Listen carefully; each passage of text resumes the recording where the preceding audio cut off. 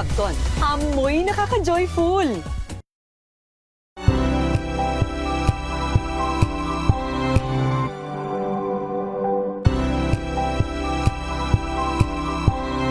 Rowan Mega Manila, 30 minutes na discussion tungkol sa ating kalusugan.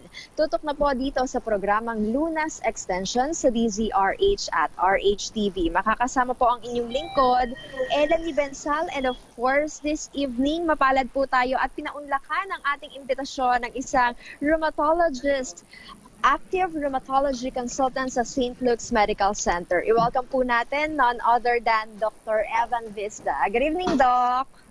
Hi, good evening, Eli, at sa lahat ng nakikinig at nanonood. Yes, tayo nga po ngayon, Doc, ay napapakinggan at nasusubaybayan sa tatlong cable channels, Sky Cable 129, Cable Link Channel 3, at Signal Channel 18. Pag-uusapan po natin ngayon, Doc, gout. Ano nga po bang pinagkaiba ng gout sa arthritis? So, ang gout ay isang klase ng arthritis. So, pag sinabi mong arthritis, ang Tagalog equivalent niya ay rheuma, pero Opo. maraming klase ng rheuma, isa lang doon ang arthritis. So sa ilalim pa nun, iba-ibang klase, osteoarthritis, gouty arthritis, rheumatoid arthritis. So gout ay isang type ng arthritis. Okay, pero bakit nagkakaroon ng ganito, Doc? Paano So, siya nade-develop? Nangyayari, Eli, sa gout is yung uric acid crystals natin, nabubuo siya sa joints. Meron kasi tayong uric acid among higher forms of animals tulad ng humans. Tunaw lang siya sa dugo, no? Tunaw siya soluble. Pero at a certain saturation or threshold, nagiging solid ito, nagiging parang mga karayom na crystals. At kapag nagkaroon ka ng gout, naglalodge siya dyan sa joints, nabubuo, namamaga, at napakasakit kasi nga merong inflammatory reaction. Opo, nakikita ko sa mga picture, kapag ni-research mo, yung parang nade-deform siya o talaga nagkakaroon ng umbok, no? Tama, ang tawag naman doon ay tophi. So ang tophi ay nabubuo kapag hindi na control ang level ng uric acid ng isang gout patient, nag-accumulate siya through time, tapos nagiging siyang parang bukol na maputi na parang chalk white pagka malambot-lambot pa. Ito, Doc, ay dahil sa mga kinakain natin, yung mga sausawan, ganun ba yun? Sa mga datos kasi, Ella, hindi siya 100% dahil lang sa diet. No? Meron genetic risk at saka yung problema sa pag-excrete ng uric acid sa kidneys. Pero at least a quarter or at least 23% to 25% dulot din ng diet. So yung mga diet na high in purine at saka fructose, yun yung mga nag-contribute sa levels ng uric acid sa dugo. So ano-ano yung mga dapat nating iwasan, Doc, kapag may gout yung isang tao? So, dun sa mga recommendations ng iba't ibang guidelines tulad ng American College of Rheumatology, ang talagang kailangan natin iwasan ay yung mga red meat at processed food, no? Yung mga lamang loob. At the same time, yung mga soft drinks at saka yung mga simple processed sugar, pati na rin yung mga shellfishes. Yung mga gulay, munggo, mga beans, hindi naman siya bawal, no? So, basically, para mas simple, mas maraming contribution ng animal protein kaysa sa vegetable protein. So, pwede naman kumain ng vegetable protein. So, hindi to doon, Doc, na nagde-trigger yung munggo? Oo, kasi hindi, katulad na sinabi ko, 25% lang ang contribution ng diet, no? Oo. It's really the risk ng patient to develop gout, pati na rin yung pag-excrete niya ng uric acid. Yung alcohol, malaking contributor din niya ng uric acid. Okay. Doc, tama ba na kahit yung mga gamot, iniinom na medicine para sa hypertension or di naman kaya sa diabetes ay contributing factor para mag-develop or mag-trigger yung gout? Totoo po yan, no? Maraming drugs na ini-implicate para tumaas ng uric acid levels. So, isa na dito yung mga thiazide diuretic. Ginagamit ito sa mga patients na may hypertension. So, nag-i-increase yung pag-reabsorb ng uric acid. Ang action kasi nito ay sa kidney, no? Nira-absorb niya yung uric acid. Pati yung mga anti-TB, yung mga isoniazid, and some form of cancer treatments, yung mga gamot na ito, nagko-contribute siya sa mga cell turnover, nag-i-increase yung purine, tapos uric acid. Sino po yung pro na magkaroon ng gout, Doc? Sa epidemiology, sa mga datos, usually ang profile ng isang gout patient ay kalalakihan. So Uh-huh. young sila, hindi naman kailangan matanda na may rayuma, no? So kahit mga bata, tapos usually lalaki, mas predisposed. Dahil ang mga kababaihan, yung estrogen, merong protective effect, uricosuric siya, no, na ilalabas na yung uric acid. Pero kapag nag-menopause na yung isang babae, pantay na yung incidence o yung dami ng mga nagkaka-gout, no, sa babae at lalaki. Pero Mm-mm. pag premenopausal, mas marami ang kalalakihan ng mas bata. Okay. Dito sa pagkakaroon ng gout, Doc, sa nabanggit ninyong incident na mas mataas sa kalalakihan dahil sa hormone, hindi dahil sa mas mataas yung chance na sila ay umiinom ng alcohol? Yung pang isa, no? Kasi consider din siya sa lifestyle. As I've Oo. mentioned, multifactorial. So kung ikaw ay young male, tapos ang lifestyle mo is high ang alcohol intake mo than the normal, Mm-mm. kapag umabot na yung uric acid mo sa dugo ng more than 6.8 milligrams, yung threshold kasi ng lalaki mas mababa compared sa babae. So, yung threshold niya, kapag lumampas na doon, mas madali na siyang mag-crystallize or mag-solid yung uric acid sa dugo sa lalaki compared sa babae. So, may hormone effect, may lifestyle effect. Okay. So, eto naman, Doc, kailan umaatake itong gout? May oras ba yan or panahon na kapag nagta-transition na madaling araw, yung malamig yung panahon? So, ang atake ng gout based talaga dun sa levels of uric acid, no? Kung hindi talaga siya nakokontrol. Oo. So, madali na siyang mag-solidify or mag-saturate. Now, halimbawa, nagkaroon ka ng isang araw na or gabi na nag-alcohol binge ka. So, yung load mo ng purine intake or as alcohol is marami, no? So, magme-metabolize ang katawan mo, magkakaroon ng disequilibrium sa uric acid, mas magkakaroon siya ng precipitation, magkikrystallize siya. So, sinasabi nila kapag uminom ka ng gabi, pagising mo talagang magana yung paa, no? Oo. Usually sa paa kasi yan eh. So, may mga trigger na tinatawag, pero ang pinaka-susi dito ay kailangan yung uric acid mo ay ma-maintain mo sa isang particular level. So, sa mga guidelines, dapat less than 6 milligrams per deciliter. Okay. Sabi nyo, mas kadalasan nakikita, nararamdaman sa paa. Pero pwede bang sa ibang bahagi ng katawan ito makita at maramdaman din, Doc? Yes, tama yun. No? Ang gout kasi, it's a chronic condition. Wala siyang pinag-iba sa diabetes, hypertension. So kapag na-label ka ng gout, binomonitor na natin ng uric acid. Kapag sa umpisa, sa paa lang siya, ang tawag doon ay podagra. Pero pag hindi na control yung uric acid, pwede rin siya mag-deposit sa ibang joints, even sa tenga, sa elbow, tama. So sa elbows, hindi lang sa joints, no, kahit sa mga cartilaginous area. Now, pagka matagal na yung gout mo, long standing, pwede ka na mag-manifest sa wrist, sa elbow, lahat ng party ng joints. So paakyat yung flow niya, Doc? Tama po. So, una, sa paa lang ng predisposition, pero pag masyado na maraming uric acid deposits, any joint could be affected. Paano kanina, Doc, nabanggit ninyo sa tenga, posibleng magkaroon din ng gout? Maaaring apektuhan yung pandinig? Ay, hindi naman. Ito yung grossly, no? Pero wala namang report na nag-indicate na ito yung nagde-deposit din sa tinatawag nating cochlea, yung auditory chamber, no? So, hindi naman siya na-report pa. Pero it could deposit virtually anywhere. Okay. Kung meron ng gout sa paa, tapos, Doc, unti-unti nang nararamdaman pati yung sa mga daliri, di ba? Pwede rin yon. Tama po. Ibig sabihin, malala na yung gout niya, Doc, kasi parang kalat na. Yes, Eli. So may 4 na stage siya, no? So una is yung tinatawag na acute gouty arthritis. So magkaroon ka na ng arthritis, pwedeng sa isang taon, hanggang 2 beses lang. Tapos yung intercritical or interval gout, na-diagnose ka na ng gout, kinokontrol na lang uric acid mo, pero wala kang nararamdaman. Ito yung karamihan sa mga pasyente, okay lang sila, kapag walang atake. And then yung tinatawag nating chronic tophaceous gout.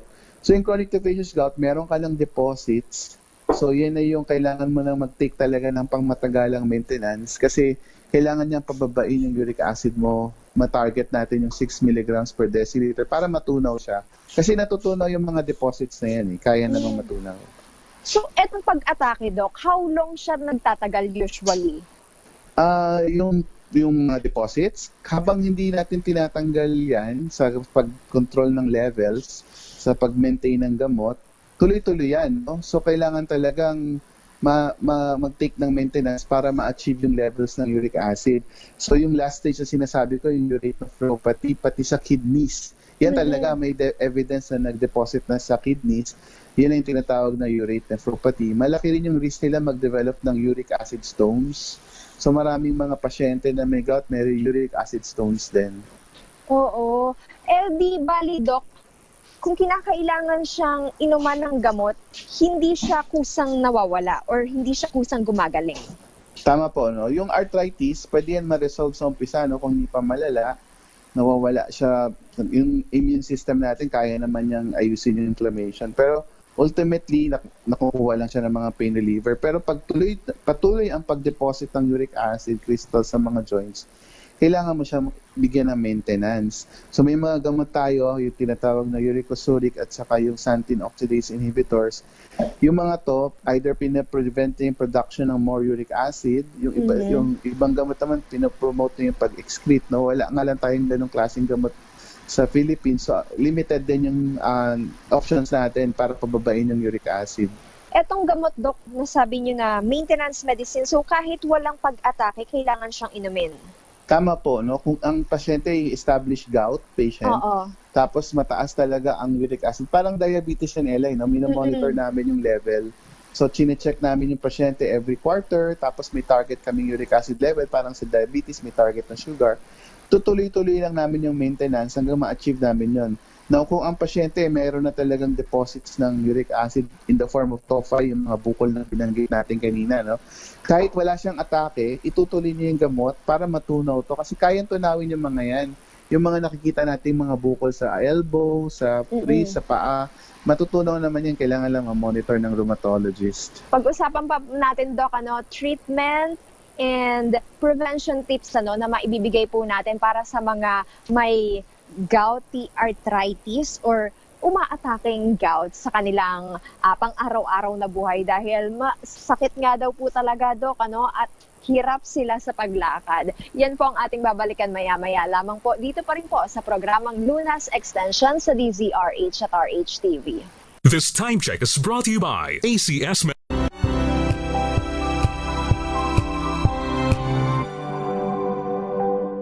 We've got you covered. From the hottest hits, exclusive interviews, kilig to the bones fan meet experience, and hataw performances of your favorite stars.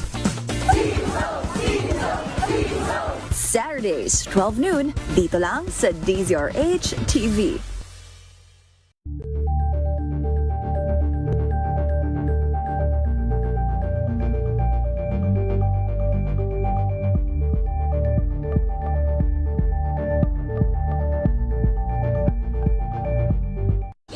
Ng naitalang 17 individual na ang kanilang naaresto. Metro Manila Development Authority o MMDA ang No Contact Apprehension Policy o NCAP sa Metro Manila. Sa ilang mga dokumento ay peke. Hindi rin legal ang employment na ipinangako sa kanila. Sa mata ng batas, mananagot ang sangkot at may sala. Dahil sa bawat paglabag, may karampatang parusa. Alamin ang mga pananagutan sa likod ng mga bawal. Dito sa Hoy! Bawal Yan! Tuwing Sabado, alas 11:30 ng umaga. Dito lang sa DZRH TV.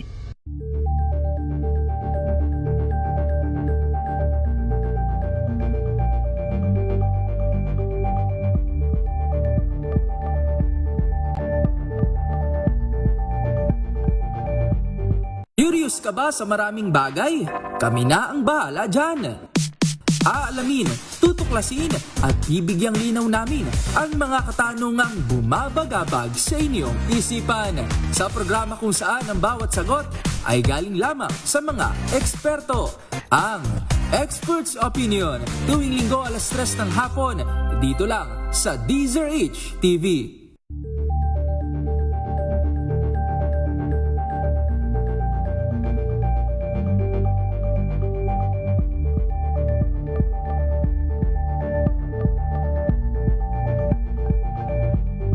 Alamin ang mga maiinit na isyung pambayan, mga balitang kailangan mong malaman, usapin sa pamahalaan, politika, ekonomiya at kabuhayan. Ito ang mga dapat mong malaman, pakialaman at pag-uusapan dahil kayo ang tinig ng mamamayan dito sa Damdaming Bayan. Live sa DZRH Radio, DZRH TV at DZRH Digital. Kasama sina Lakay, Deo Macalma at Elaine Apit. Araw-araw, Lunes hanggang Biyernes. Damdaming Bayan.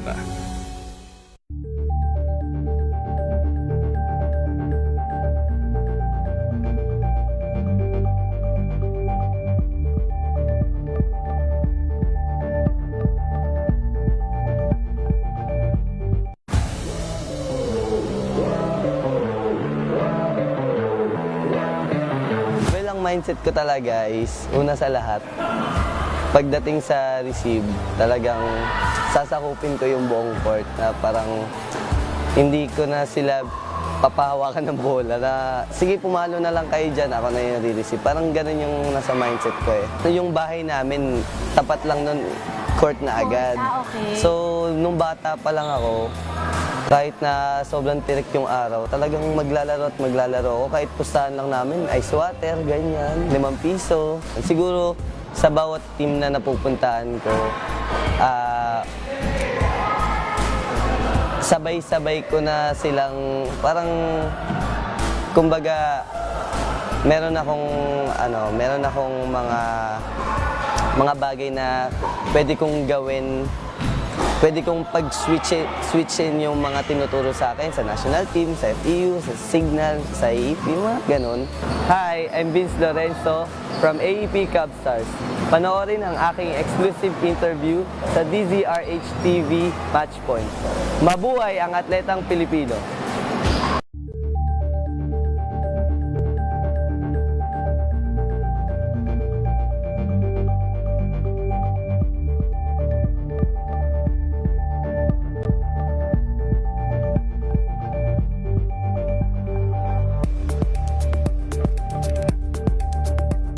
Abangan this Saturday. Hi, this is James Reed, and you're watching Scene Zone.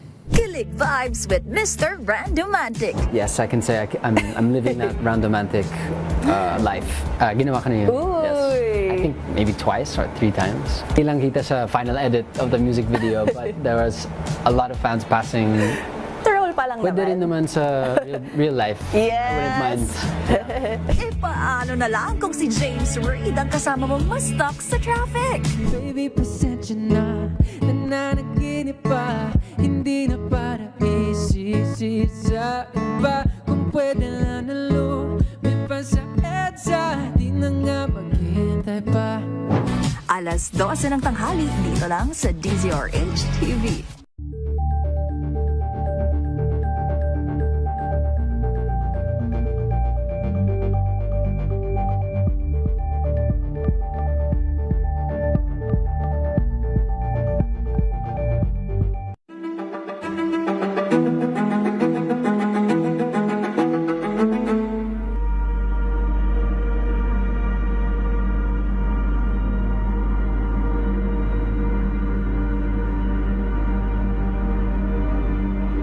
That almost 1 in every 5 priests is undergoing a mental difficulty or emotional burden.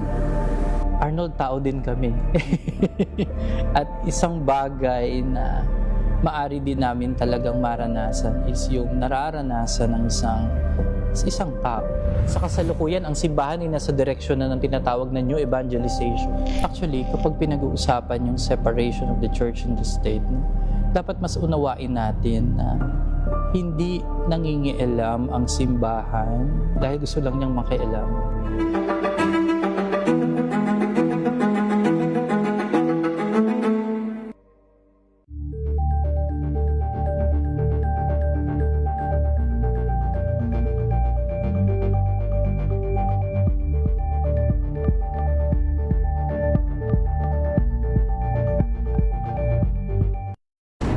Kung good vibes ang hanap mo, dito ka na sa sigurado.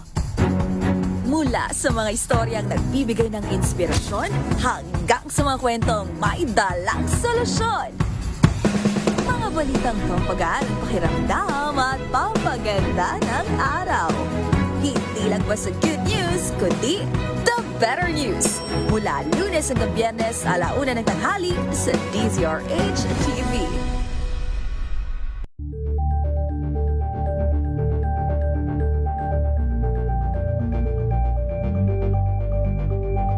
Kaalaman at usapang pangkalusugan.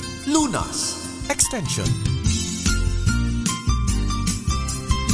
Second part po ng ating discussion dito pa rin po sa programang Lunas Extension sa DZRH at RHTV. Ang programang ito ay hatid pa rin po sa atin ng Shield Bath Soap. Sa pagpapatuloy ng ating discussion, usapang gout pa nga rin po ang ating patuloy na pagtutuunan ng pansin at kasama pa rin po natin sa kabilang linya si Dr. Evan Vista. At Doc, balikan muna natin yung mga signs and symptoms. Ito ba ay may iba pang manifestation maliban po sa parang pagkakaroon ng bukol or di naman kaya pag-deform ng ating mga joints sa paa, sa daliri? Yes, so katulad ng sinabi ko kanina, Ellen, no, it's a metabolic condition. So the uric acid pwede rin mag-deposit sa ibang organs tulad ng kidneys. So doon mismo sa tissues ng kidney, yung glomerulus, renal parenchyma, kapag nag-deposit sila, nagkakaroon ng urate nephropathy. Tapos minsan, yung uric acid mismo po doon sa daluyan ng ihi, sa genitourinary tract, no, nagkakaroon ng crystals mismo doon, nagbabara, nagkakos ng uric acid stones. So usually, mga kalalakihan to, pag naramdaman, may gout sila, tapos sumakit na yung pag-ihi nila or naramdaman nila na parang hindi lumalabas yung ihi nila ng buo or lahat, pwede rin meron na silang tinatawag na uric acid nephrolithiasis. Mm-hmm. May mga swollen, pamula, ganun do? Sintomas usually, no? So painful urination, tapos minsan may dugo na yung ihi. Tapos ultrasound, may uric acid stones. Tapos pag kinuha yung stones or na discharge, no, pag inanalyze, uric acid ang component, mga sodium urate crystals. Madadaan ba yan, Dok, sa pag-inom lang ng mga tubig o di naman kaya yung mga pinakuluang sambong, dahon ng sabong, dahon ng bayabas?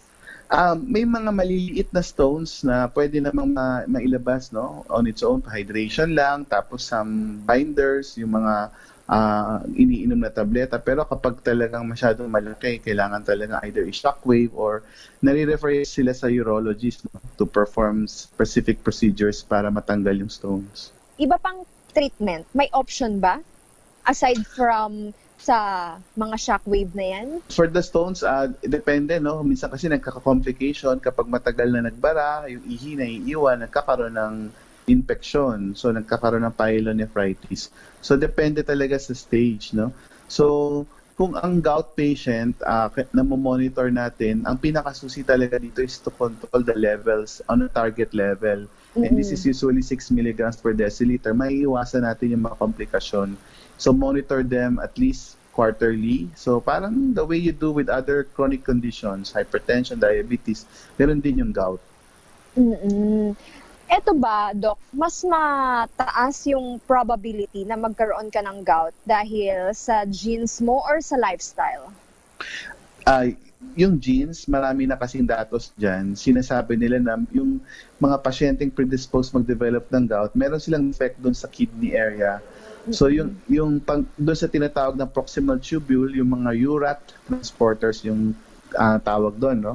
May defect sila kaya hindi nila ma-excrete yung uric acid. Now, pag kinopol mo yun sa environment like lifestyle, mas nagiging high risk sila at predisposed. So may genetic factor pero hindi entirely exclusive na kung wala kang magulang na may gout, hindi ka magkakaroon ng gout. Hindi siya gano'n, no? So predisposition pero hindi siya yung talagang namamana. If left untreated, what will happen, Doc, sa ating gout? So, number one, no, kapag hindi talaga nakakontrol yung attack, yung gout mismo, yung atake mo sa umpisa, ang tagal ng pagitan sa isang taon, mga 3 times or 2 times a year. Pero pag tumagal, halos every week or every month, may mga pasyenteng gano'n, no, nagiging invalido na sila, immobile, tapos naging wheelchair-borne, hindi na sila makatrabaho, non-productive, lalo na kung meron na silang TOFA, yung tinatawag na bukol, talagang hindi sila makakontribute sa society. They're not productive. Tapos kapag talagang hindi siya na-control, ultimately nga yung kidney ay maapektuhan. At eventually, maaaring magkaroon ng dialysis session na. Tama po, no? So, pagka nasira na yung kidney parenchyma, yan yung tinatawag na chronic kidney disease, meron na yung kasamang consequence like possibly end-stage renal disease, dialysis, lalo na kung yung pasyente take ng mga pain reliever, nakakadagdag yan, no? Kung puro pain reliever ka lang, symptomatic treatment ka for the longest time dahil matagal nga itong condition na ito, panghabang buhay, may mga side effects din yung mga pain reliever sa kidney. So, nagpapatong-patong na lahat. So, kailangan talaga ma-monitor ang pasyente yung may gout. So, kahit na sabihin nating sa paa lang yan, malayo sa bituka, malayo sa puso, kailangan nating bigyan ng pansin, Doc. Tama po, Eli. No? Kasi yung gout, metabolic condition. So, multi-organ din yung pwede niyang maging effect pagtagal. So, hindi lang siya arthritis. Marami kasing klase ng arthritis, kaya nga, ang importante, makita kung gout ba itong pasyente or ibang klase or soft tissue rheumatism lang, tendinitis, litid, iba-iba eh. So, iba-iba rin yung gamot. Oo. Doc, may question po dito. Sabi ni Jason, if nagkaroon ng pamamaga, pain, at kirot dito po sa gout niya sa paa, pwede daw po bang idaan yan sa hot compress? Mali, no? So, sa mga guidelines, kapag gout ang isang klase ng arthritis, ang recommendation ay cold compress. We want to lessen the inflammation kasi pag warm compress, it's warm, no? Opo. So, we want to lessen the inflammation. Pag cold, babawasan mo yung blood flow. So, mababawasan yung pagpapunta ng mga inflammatory cells kasi malamig siya, no? Less ang blood flow, ang circulation. So, cold compress dapat. Cold compress. For how many minutes, Doc? Ideally, variable yan, no? Pero usually what I recommend sa mga pasyente ko, mga 15 minutes, they can do it 3 to 4 times a day. Oo. At hindi talaga siya dapat, Doc, ilakad. Kunwari, nasa office ka, kailangan mag-work, di ba? Kasi no work, no pay. Yes. So, kung may gout attack ka, ideally, immobile ka muna, lalo na kung sa paa, kasi any form of pressure would cause more inflammation, no, or irritation. So, try to still move around, pero don't pressure your joints kasi any pressure is detrimental. Pag sa paa pa lang, Doc, yung gout nila, meron bang recommended type of shoes na kinakailangan nilang isuot para hindi po mag-trigger or kahit papano hindi siya masaktan? Ideally, when we see patients na may podagra sa paa or any attacks sa paa, usually nakachinela sila, they would come in. No? So, we would advise na avoid close-fitting shoes kapag kaganyan. So, understandable naman na kahit sa work, no, hindi ka muna makapagsapatos. Anything na magkakonstrict sa blood flow, circulation, we would want to prevent that. Another prevention tips, Doc, para maiwasan natin yung pag-atake at yung pag-develop ng gout? So, kailangan lang talagang ma-establish na ang isang pasyente ay may gout. So, pwedeng normal lang uric acid niya during the time na kinuhang test na may attack siya. Dahil yung uric acid maaring maraming nandun sa joint, no? So, usually ang mini-measure sa dugo ay yung tunaw ng uric acid. So, hindi siya reliable na the test during an attack. So, if you have this pattern, may criteria kami sinusunod para ma-define talaga na may gout. Or kung makakuha kami ng fluid, yung fluid na yun, ini-examine namin yan sa microscope, sa isang special microscope polarizing. Makikita namin yung crystals. So, kapag na-clinch na yung diagnosis, kailangan talagang ma-monitor na ang pasyente kasi hindi na mawala yung gout. No? I-prevent lang natin maging madalas yung attack. At kapag on-target naman tayo sa ating uric acid levels, sa mga guidelines, may recommendation naman on tapering the dose. May mga recommendation naman na itutuloy talaga yung gamot for life. No? So, depende na yan sa monitoring ng pasyente. Parang kailangan lang, parang diabetes, no? Kailangan lang may test every so often. Tapos, ma-monitor lang siya. Para nga po ma-monitor yung kanilang gout, at maiwasan yung pag-atake. Doc, Saan po kayong clinic matatagpuan? Yung contact number ninyo? Ang Philippine Rheumatology Association may website. Tapos doon sa website, ita-type niyo lang yung Philippine Rheumatology Association. Makikita niyo kung saang lugar kayo. May rheumatologist na malapit sa inyo. So merong sa provinces, meron sa Manila. So just type into that. Tapos I'm not sure kung sino ang may mga teleconsult platform ngayon. I have one sa Facebook. You just type it and then may idediretso na kayo doon sa teleplatform consult ko pag tinype niyo yung pangalan kong Evan Vista. I still go at St. Luke's Medical Center sa Global City. So you just call them for a schedule. Ayan, maraming salamat po sa inyong oras at impormasyon na ibinahagi sa amin ngayong gabing ito, Dr. Evan Vista. At syempre maraming salamat rin po sa mga sumubaybay sa ating programa ngayong gabing ito. Kung kayo po ay may iniindang karamdaman, huwag pong mag-atubiling kumonsulta sa inyong mga pinagkakatiwalaang espesyalista. Inyo pong nakasama, Elanie Bensal, bumabati ng magandang gabi at magkarinigan tayo hanggang sa susunod. Dito lamang po sa programang Lunas Extension sa DZRH at RHTV. Mga kalunas, hanggang bukas dito sa Lunas Extension. Tinesting, sinuri, siniyasan. Ang resulta, super effective ang Shield sa pagpatay ng bakterya at virus. Shield Antibacterial Soap. Believe ang mga eksperto sa Philippine Nurses Association. At si Mami. Tiwala ako sa Shield. Shield Antibacterial Soap.